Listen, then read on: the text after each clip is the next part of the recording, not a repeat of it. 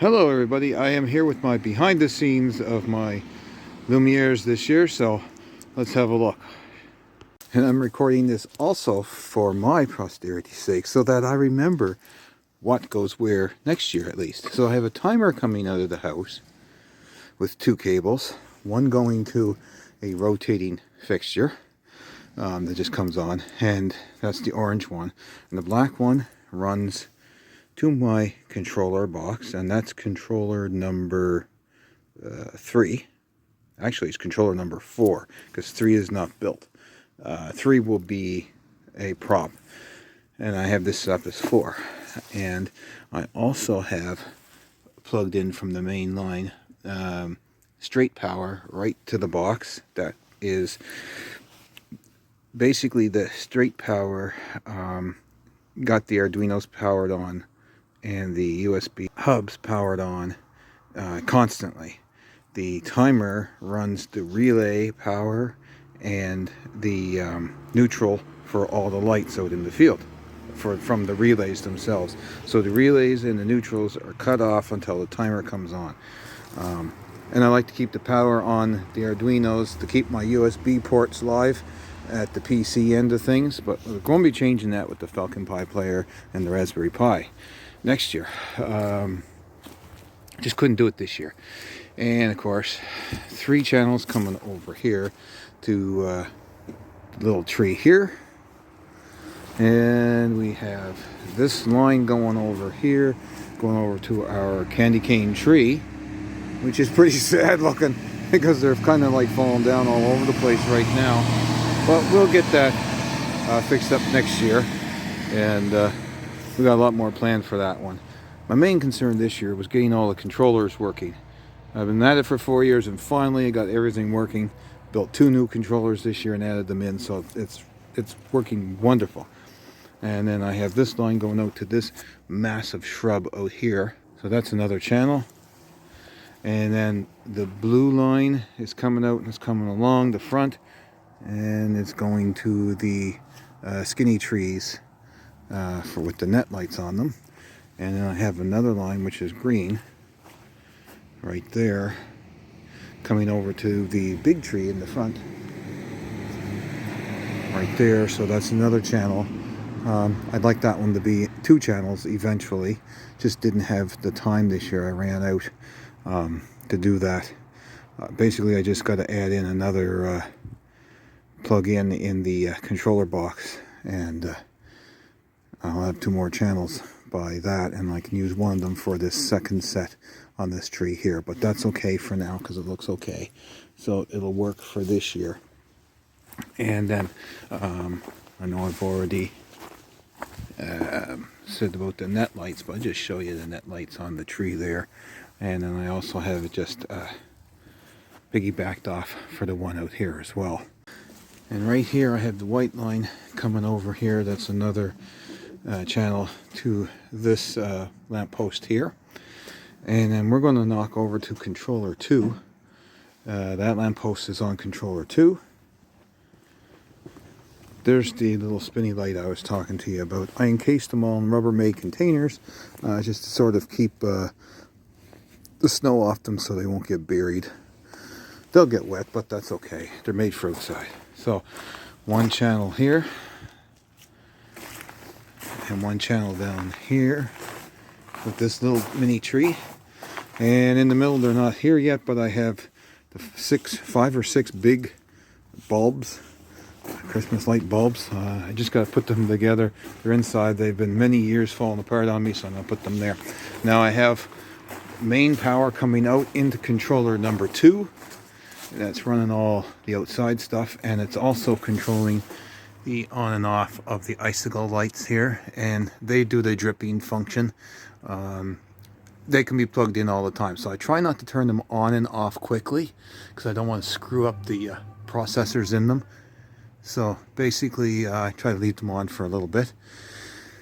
I have a twirly green light here. Let's see if I can get enough darkness around it.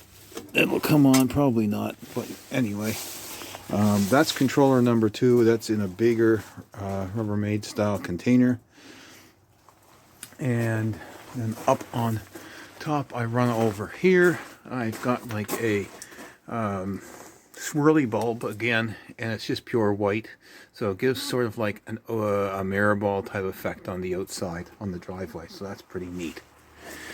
And then if we go to the inside props, you can't see them here, but that's all run on controller number 1, the main controller, which everything is fed off of, and up there as well, and also the DMX stuff is all inside.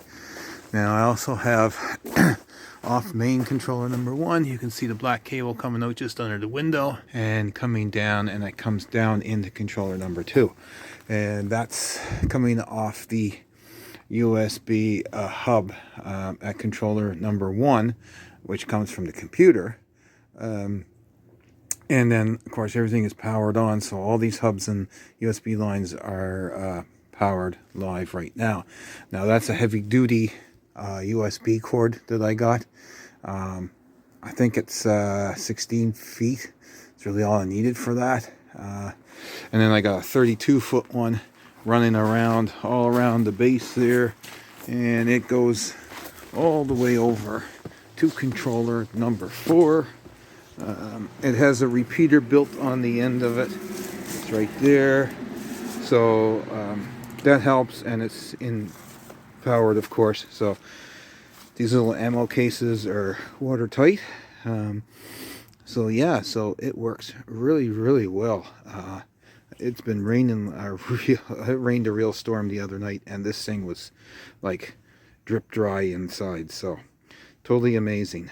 And I think I paid like $7 for that at the surplus store. So yeah, excellent.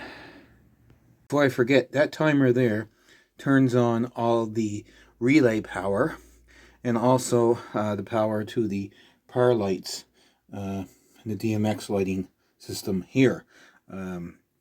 That way I can keep my relays off during the day, and they're not turning on and off. And that's that for in here. And there's some cabling coming there. We have the black one is the DMX, and the other one is 3 channels for lights in the window. And there is the power for the DMX. And then this black wire here, the heavy duty one, is running back another 65 feet to the other side in the foyer to run power 4. That's where I was having all the trouble with at power 4. I still think it's got some problems, but whatever. Now in the window, as you can see, I just put a little bit of garland up to help reflect the light, and I've got white, red, and green strings all zip tied together, 3 of them, and down. And that is my old sign that I used when I used to disc jockey years and years ago, and I had that on the table. I think I bought that like back in 1990 or something at Kmart in Bangor, Maine. And one time I did a trip down there and found that, and yeah, I use that for every Christmas party I DJ'd, and it doesn't owe me anything, you know. So that's that. And right here in the middle, you can see the antenna is my FM transmitter, which is the ScienceTech ST05B. And as you can see the setting on it right there, that's all I have it. I have it in high mode, and I have a long extension on it running over to the computer, and that's it. The window is all run by a timer right there. Okay, so we're in the foyer now, and that is power 4 right in front of the little lighthouse to the right of the snowman, and that's there, and that's where the 65-footer comes in and goes out to the left. Now from power 3 to power 4, I have the 65-foot DMX cable, and then from power 4 into here, into the living room, I have another 65-foot DMX cable, which links up to the DMX decoder down here, and I have a terminating resistor at the end of it just in case I have any issues, and I do kind of have some issues with it. Anyway, right on the top there I have some leftover LEDs that were longer than the window casing, so I just mounted them there so I could have like a little test strip. But then I go up here into my window, and I just got it there. I got to tape them off, but just the strip going up the window and all the way around.